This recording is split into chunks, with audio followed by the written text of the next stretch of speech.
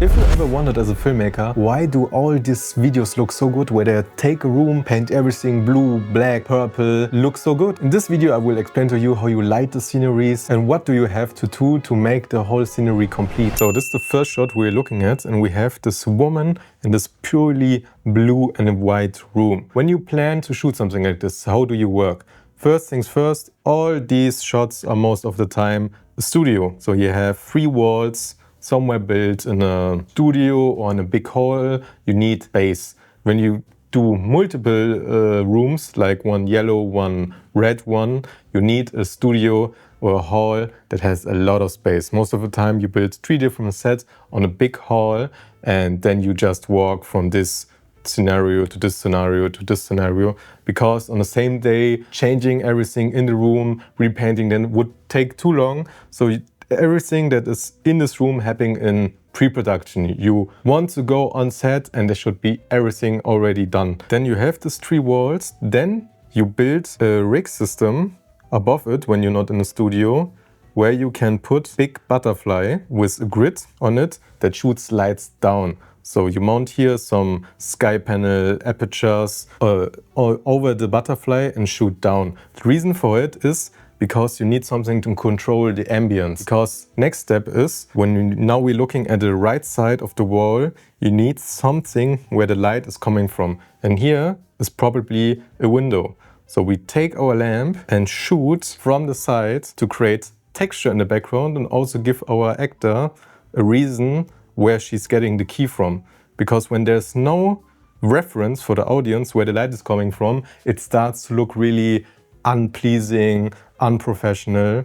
And that's the reason when you build a room like this, you need the feeling of, okay, something is there where the light is coming from. So this light gives us the key, and the top light controls how much contrast everything has. But like I said before, what I probably did here, the first thing you do is always light the room first. So you put maybe on the background a butterfly in front of the window, and then blast your big strong light source through the window and shoot at the wall and the room to create this nice textures. As you can see, the shadow is pretty hard, so they did probably a really small diffusion, like a quarter, or they did no diffusion at all, but I don't think that's what they did. They had to diffuse a little bit, so I think they put a quarter diffusion over there in front of their big light. Then when we are set with the room and everything looks great, then you put the person in there. And as you can see here, we get a lot of bounce actually from the room. So light is always, or colors are really reflective. You don't think often about it, but when you blast a light into a red wall, red light will come back to you. So you have to consider this if it's a problem for you, because she's wearing white. And the light that is coming from here, bouncing across the room, going back into her clothes and her face and her hair, this gives her this really bluish highlights, but it works for the scenery. I think it looks really natural. For me, this is not a problem. How they light her is probably also very harsh. It just looks like a typical light dome setup where they just blast it on the person.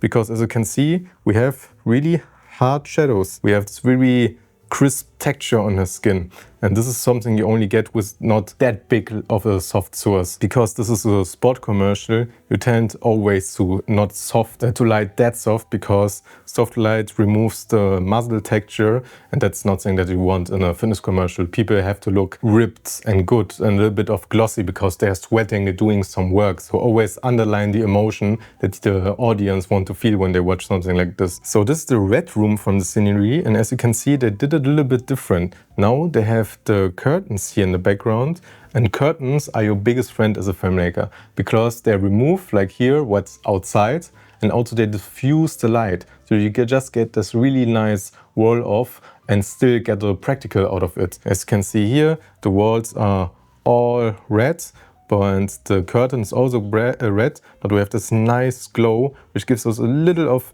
light gradient across the scene, which puts our actor first into a silhouette. This is what I mean with when you light always first the room, then put your actor in it, and that's probably what it looked like. But as you can see, we still have a bit of texture on him. The reason for it is we have clearly here above a backlight that's shot on him to give him a little bit of rim light, and then used cardboard to bounce a little bit back into his face. So we have this really cool silhouette look that looks really strong and expressive, but still have a little bit of texture on his face. Try to, when you have people, you can. Most of the time I tell you, it's not that bad when you crush the blacks somewhere in a corner, here or somewhere. But when people try to have everything in there when you want a facial expression, when it's important that you have the face. So don't let your blacks be that hard in the scenario. This is the yellow room, and I think they choose a really cool perspective for the scene.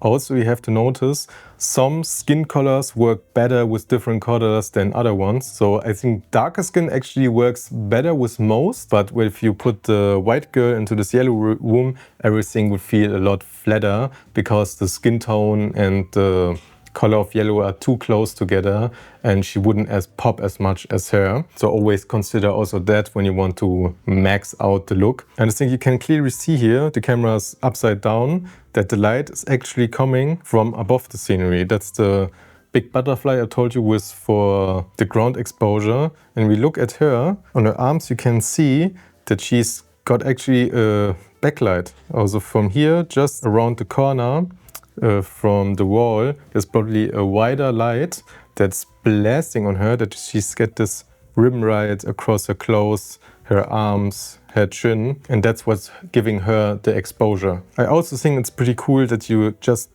not paint everything yellow.